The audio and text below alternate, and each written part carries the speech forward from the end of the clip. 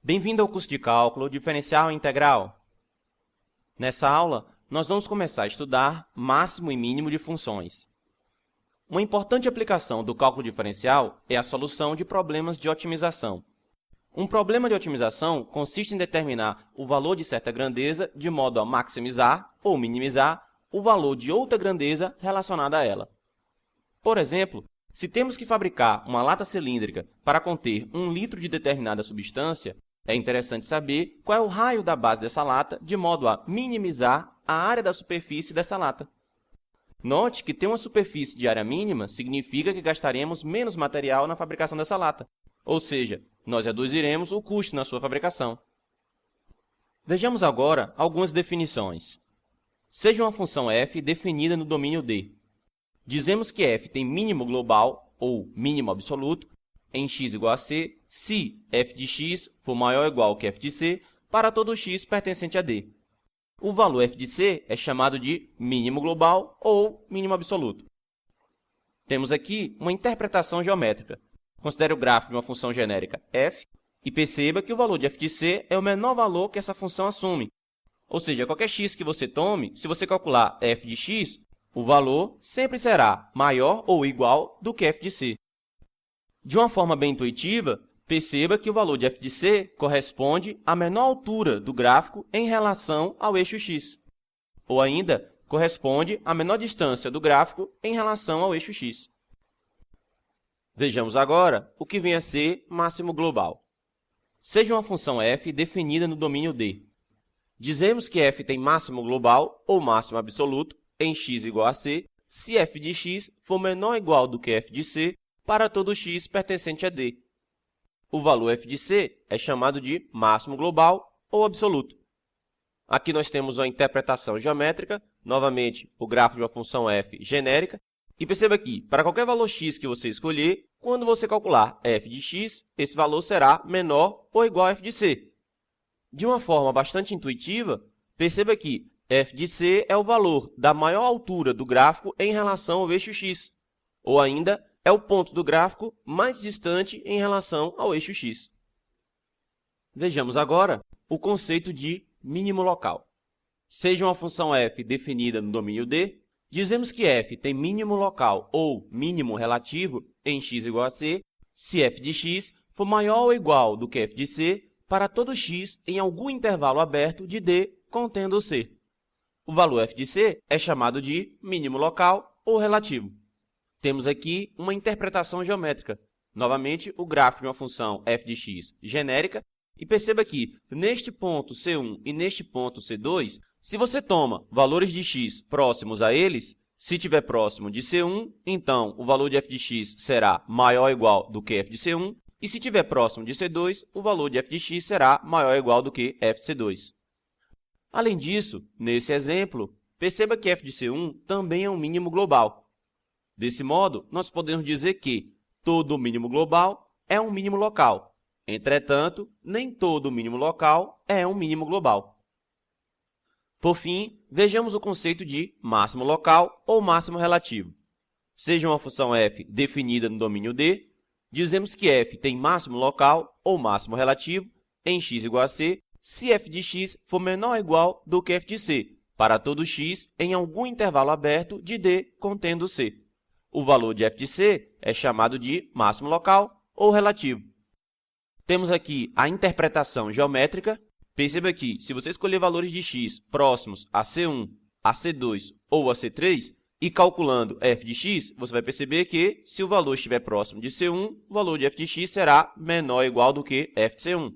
Se o valor estiver próximo de C2, o valor de f de x será menor ou igual do que f de C2. E, por último, escolhendo valores de x próximos de C3, o valor de f de x será menor ou igual do que f de C3. Além disso, perceba que f de C3 também é um máximo global.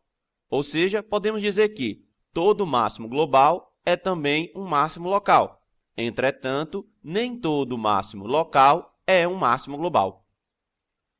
Lembrando que o nosso objetivo é resolver problemas de otimização, nós precisamos, de alguma maneira, de descobrir o máximo ou o mínimo de uma função.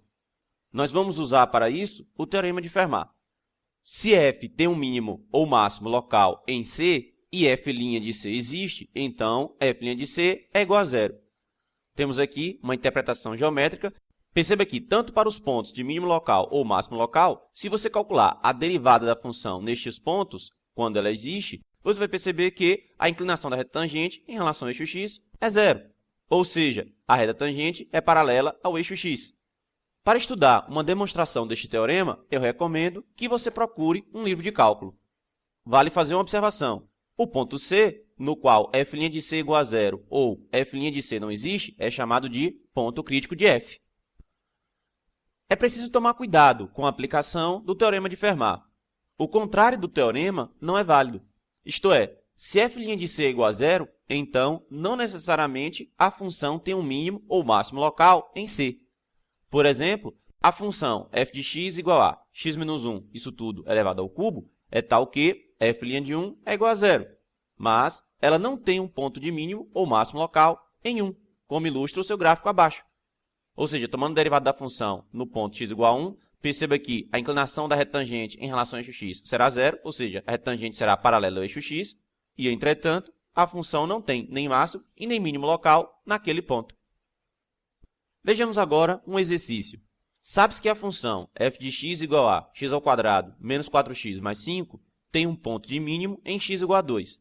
Verifique que f' de 2 é igual a zero. Então, temos aqui o gráfico da função f.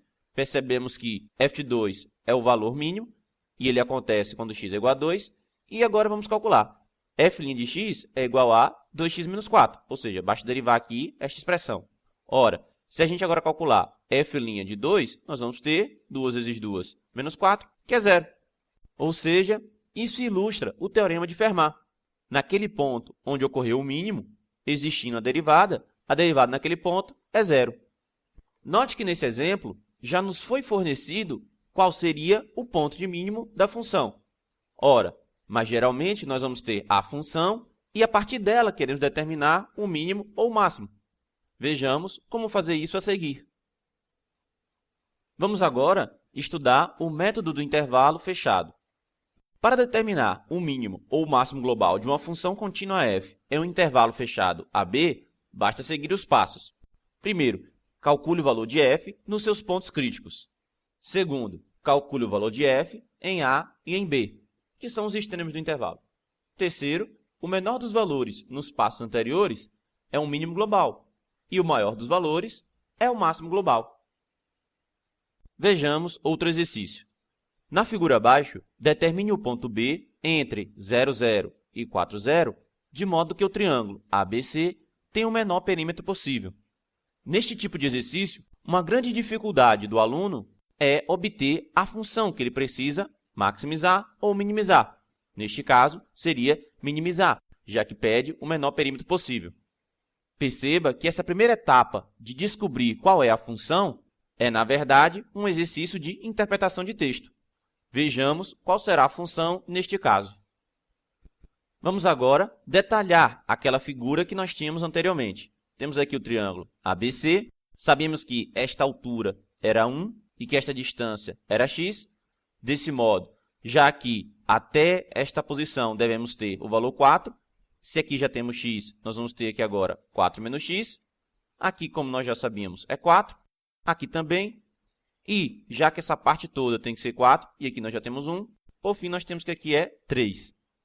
Ora, fazendo isso e percebendo que aqui nós temos 3 triângulos retângulos, neste primeiro triângulo retângulo, nós vamos obter o quê? Nós vamos obter que a hipotenusa, que corresponde ao lado AB, vai ser igual a raiz de x ao quadrado mais 1 ao quadrado, o que dá raiz de x ao quadrado mais 1. Já o lado BC vai corresponder à hipotenusa deste outro triângulo retângulo. E aí, nós ficamos com a raiz de 4 menos x ao quadrado mais 4 ao quadrado, o que dá a raiz de 4 menos x ao quadrado mais 16. Por fim, neste outro triângulo retângulo, nós vamos ter que o lado AC vai corresponder à hipotenusa do triângulo, onde nós vamos ficar com AC igual a raiz de 3 ao quadrado mais 4 ao quadrado, e depois, fazendo as continhas, no final ficamos com 5. Desse modo, nós já descobrimos a medida para cada um dos lados, AB, BC e AC, e essas medidas estão dependendo do valor x. Ora, basta agora montar o perímetro para o triângulo ABC. Usando as informações que vimos anteriormente, o perímetro do triângulo ABC será dado pela função p de x igual a raiz de x ao quadrado mais 1 mais raiz de 4 menos x ao quadrado mais 16 mais 5. Derivando essa função, obtemos p' de x igual a x sobre a raiz de x ao quadrado mais 1 menos 4 menos x sobre a raiz de 4 menos x ao quadrado mais 16. Para derivar esta função, será necessário utilizar a regra da cadeia. Se você não se recorda disso, eu recomendo que você revise as aulas sobre este conteúdo. Para determinar os pontos críticos de P, devemos resolver a equação P' de x igual a zero. Isto é, nós vamos ficar com x sobre raiz de x ao quadrado mais 1 menos 4 menos x sobre a raiz de 4 menos x ao quadrado mais 16, isso tudo igual a zero. Rearrumando a equação, nós vamos ficar com x sobre a raiz de x ao quadrado mais 1 igual a 4 menos x sobre raiz de 4 menos x ao quadrado mais 16.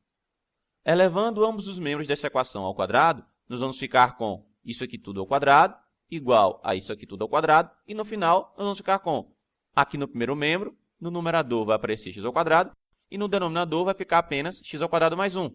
Eu vou poder simplificar a raiz quadrada, isso tudo elevado ao quadrado, isso porque aqui dentro do radical aparece o número positivo. Então, no final, ficamos apenas com x ao quadrado mais 1 aqui no denominador para esta fração no primeiro membro.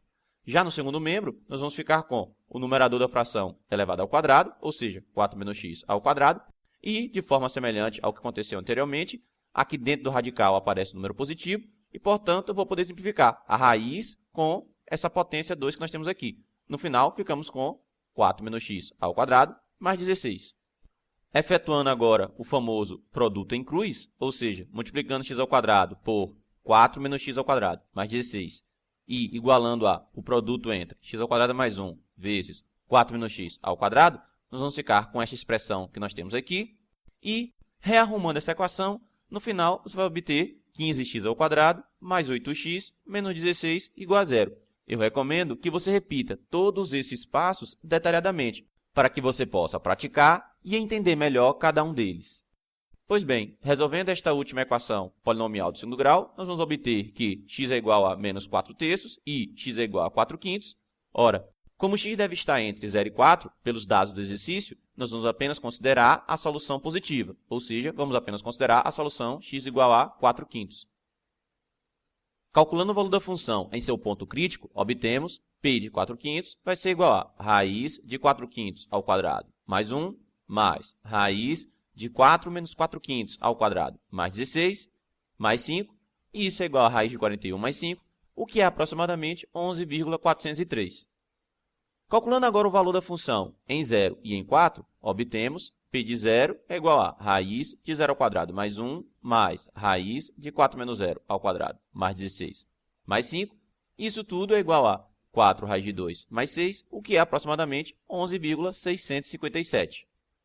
P de 4 vai ser raiz de 4 ao quadrado mais 1 mais raiz de 4 menos 4 ao quadrado mais 16 mais 5.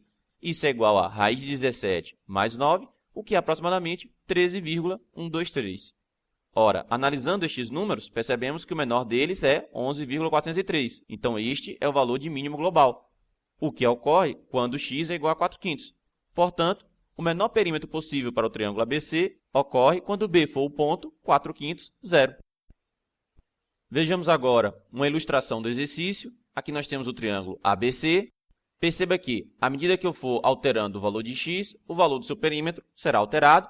Para x igual a 0, nós temos o ponto 0, 0 e o perímetro é 11,657. À medida que eu vou alterando, esse perímetro vai diminuindo. Quando chegamos em x igual a 0,8, o que é 4/5, nós vamos ter um perímetro de 11,403. E agora, continuando, perceba que o perímetro aumenta e, quando nós chegarmos a x igual a 4, nós vamos ter um perímetro de 13,123. Ou seja, portanto, o menor perímetro vai ocorrer quando x é igual a 0,8, ou seja, 4/5. Esta aula termina aqui. Eu espero você no próximo vídeo.